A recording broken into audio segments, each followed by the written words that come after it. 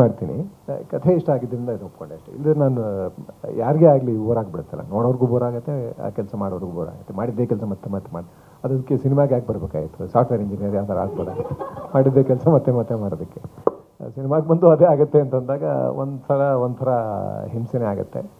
But still ಒಂದು ಒಳ್ಳೆ ಕಥೆ ಆಗ್ತಾ ಇರಬೇಕಾದ್ರೆ, ಒಂದು ಹೊಸ ತಂಡ ಬರ್ತಿರ್ಬೇಕಾದ್ರೆ ಜೊತೆ ನಿಲ್ಲೋದು ನನ್ನ ಕರ್ತವ್ಯ ಅನ್ನೋದಕ್ಕೋಸ್ಕರ ನಾನು ಜೊತೆಗೆ ಬಂದೆ. ಜೊತೆಗೆ ಕಥೆ ಇಟ್ ವಾಸ್ ಕ್ವೈಟ್ ಇಂಟ್ರೆಸ್ಟಿಂಗ್. ನಾನು ನಂಬಿರುವಂಥ ನನ್ನ ಸಿದ್ಧಾಂತಗಳು, ನನ್ನ ನಂಬಿಕೆಗಳನ್ನು ಇದು ಹೇಳ್ತಾ ಇತ್ತು ಈ ಸಿನಿಮಾ. ಹಾಗಾಗಿ ಅದರ ಜೊತೆಗೆ ನಾನು ಬಂದೆ.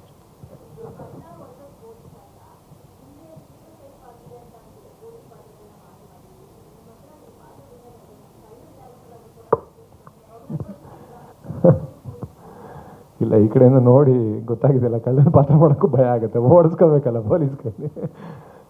ಅದೇ ನನಗೆ ಎಷ್ಟು ಬೋರ್ ಆದರೆ ನಿಜವಾದ ಪೊಲೀಸರಿಗೆ ಎಷ್ಟು ಬೋರ್ ಆಗ್ಬೋದು ಅಂತ ನನಗೆ ಅನ್ಸುತ್ತೆ. ಇಲ್ಲಿ ಏನು ನಮ್ಗೆ ಅಷ್ಟು ಒತ್ತಡ ಇಲ್ಲ, ನಮ್ಗೆ ಬೇಕಾದಷ್ಟು ಫ್ರೀಡಮ್ ಇರುತ್ತೆ. ಡೈರೆಕ್ಟರ್ ಹೇಳ್ತಾರೆ ಅಷ್ಟೇ ಹೊತ್ತು ಮಾಡೋದು ನಮ್ಮ ಹೇಳ್ತದಲ್ಲ ಇರುತ್ತೆ. ಪಾಪ ಪೊಲೀಸ್ ಅಧಿಕಾರಿಗಳು ಎಷ್ಟು ಒತ್ತಡದಲ್ಲಿ ಕೆಲಸ ಮಾಡ್ತಾರೆ. ಈಗ ನೀವು ಈಗಿನ ಕೇಸೇ ನೋಡ್ತಾ ಇದ್ದಿರಲ್ಲ, ಈಗ ನಡೀತಾ ಇರೋ ಧರ್ಮಸ್ಥಳದ ಕೇಸಲ್ಲಿ ಎಷ್ಟು ಒತ್ತಡ ಇದೆ. ಈ ಕಡೆ ರಾಜಕೀಯದ ಒತ್ತಡ, ಜನಗಳ ಒತ್ತಡ, ಎಷ್ಟೊಂದು ಬೇರೆ ಬೇರೆ ಒತ್ತಡಗಳು, ಇವೆಲ್ಲ ಒತ್ತಡಗಳ ಮಧ್ಯೆ, ಸಮಾಜದ ಒತ್ತಡದ ಮಧ್ಯೆ ಕೆಲಸ ಮಾಡೋದು ಸಿಕ್ಕಾಪಟ್ಟೆ ಸ್ಟ್ರೆಸ್ಫುಲ್ ಅವರಿಗೆ. ಹಾಗಾಗಿ ಅವ್ರಿಗೆ ಎಲ್ಲ ಕಾಯಿಲೆಗಳು ಇರ್ತವೆ. ನನಗೆ ತುಂಬ ಕ್ಲೋಸ್ ಫ್ರೆಂಡ್ಸ್ ಇದ್ದಾರೆ ಪೊಲೀಸ್ ಆಫೀಸರ್ಸ್, ಎಲ್ಲ ಕಾಯಿಲೆಗಳು ಬಂದುಬಿಡ್ತಾವೆ ಪಾಪ ಅವ್ರಿಗೆ. ಆದರೂ ಕೆಲಸ ಮಾಡ್ತಾ ಇದ್ದಾರೆ.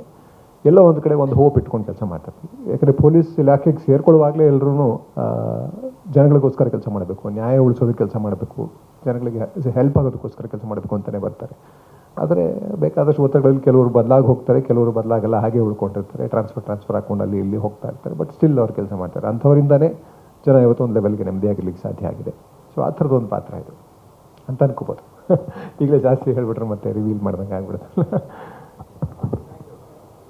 ಖಂಡಿತ ಸಮಾಜದ ಬಗ್ಗೆ ಕಾಳಜಿ ಇಟ್ಕೊಂಡ್ರೆ ಸಾಕು. ಒಬ್ಬ ಸಿನಿಮಾ ನಿರ್ಮಾಪಕ, ನಿರ್ದೇಶಕ, ಕಥೆ ಬರೆಯೋರು ಯಾರೇ ಆದ್ರೂ ಸಮಾಜದ ಬಗ್ಗೆ ಕಾಳಜಿ ಇದ್ದರೆ ಆ ಕಾಳಜಿ ಎಲ್ಲೋ ಹಾಸೋಕ್ಕಾಗಿ ಯಾವುದೇ ಥರದ ಕಥೆ ಮಾಡ್ತಾರೆ. ಅಂದರೆ ಇಟ್ಸ್ ಅ ಪಾಪ್ಯುಲರ್ ಜಾನರ್ ಅಲ್ಲ. ನಿಮಗೆ ಕಾಮಿಡಿ ಮಾಡಿದ್ರೆ ಜನ ನೋಡ್ತಾರೆ, ಕಾಮಿಡಿ ಮೂಲಕ ಇನ್ನೇನನ್ನು ಹೇಳೋದಕ್ಕೆ ಪ್ರಯತ್ನ ಪಡ್ತಾರೆ. ಕಲಾವಿದರು ಹಾಗೆ ಮಾಡಬೇಕು. ಈಗ ಸ್ಮಗಲ್ ಅಷ್ಟೇ ಮಾಡಬೇಕು. ಬರೀ ಸೀರಿಯಸ್ ಆಗಿ ನಾವು ಹೇಳ್ತೀವಿ ಅಂದರೆ ಜನ ಬಂದು ನೋಡೋದಕ್ಕೆ ರೆಡಿ ಇಲ್ಲ ಈಗ. ಅವ್ರಿಗೆ ಅಂದರೆ ಜೀವನದ ವೇಗ ತುಂಬ ಫಾಸ್ಟಾಗಿ ಓಡ್ತಾ ಇದೆ, ಅದ್ರ ಜೊತೆ ಓಡ್ತಾ ಇದ್ದಾರೆ ಜನರನ್ನು.